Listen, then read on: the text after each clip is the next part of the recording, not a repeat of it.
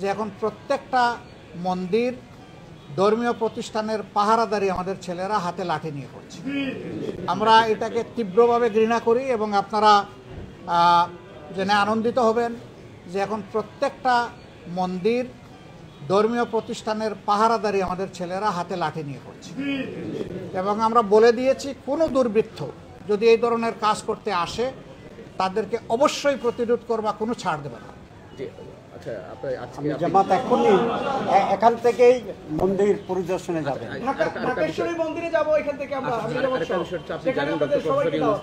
প্রধান করে অন্তর্বর্তীকালীন সরকার গঠন হতে পারে আজকেই বা শপথ হতে পারে আজকেই, তো বিভিন্ন রাজনৈতিক দলের পক্ষ থেকে প্রস্তাব দেওয়া হয়েছে, আপনারা কোনো প্রস্তাব দিয়েছেন কিনা?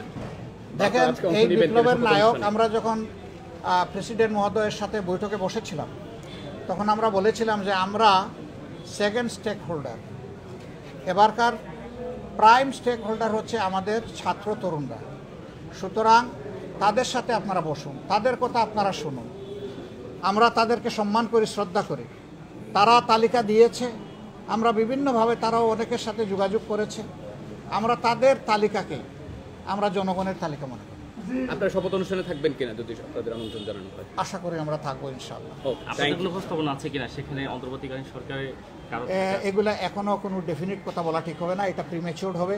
আগে ইন্টারিম গভর্নমেন্টটা ফাংশন শুরু করুক। আজ পর্যন্ত জনগণের ফাংশন চলছে, কালকে থেকে শুরু হবে ইন্টারিম গভর্নমেন্ট, এরপরে আসবে পলিটিক্যাল গভর্নমেন্ট। কিন্তু এখন তো জনগণের যে সরকার চলতেছে কীভাবে চলছে আপনারা বুঝতেই পারছেন। আমরা এই জায়গাটা এইভাবে চলুক এটা চাচ্ছি না। আমরা চাচ্ছি দ্রুত ল অ্যান্ড অর্ডার সিচুয়েশন তার জায়গায় চলে আসুক এবং দুর্বৃত্তরা যেন সুযোগ না পায়। কালকে আপনারা খবর পেয়েছেন ঢাকা মহানগরীর বিভিন্ন জায়গায় ডাকাত দল গভীর রাতে হানা দিয়েছে।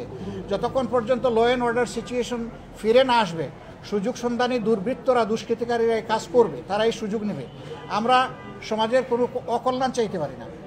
জামাতে ইসলামী তো একটা সংগঠন, আমরা অন্তর থেকে আমরা প্রতিশ্রুতি দিয়েছি যে আইনশৃঙ্খলা ফিরিয়ে আনার জন্য প্রশাসন যে উদ্যোগ নেবে আমাদের সবটুকু উজাড় করে আমরা তাদেরকে সহযোগিতা করব। বিএনপি গতকালকে বলেছে যারা অন্তর্বর্তীকালীন সরকারের কাছে একটা দাবি জানিয়েছে যে তারা অতি দ্রুত যাতে নতুন নির্বাচনের আহ্বান জানায় বা এই আহ্বান জানিয়েছেন তারা। আগে সরকারটা গঠন হোক, আমরা 1, 2, 3 করে আগাতে চাই ইনশাআল্লাহ।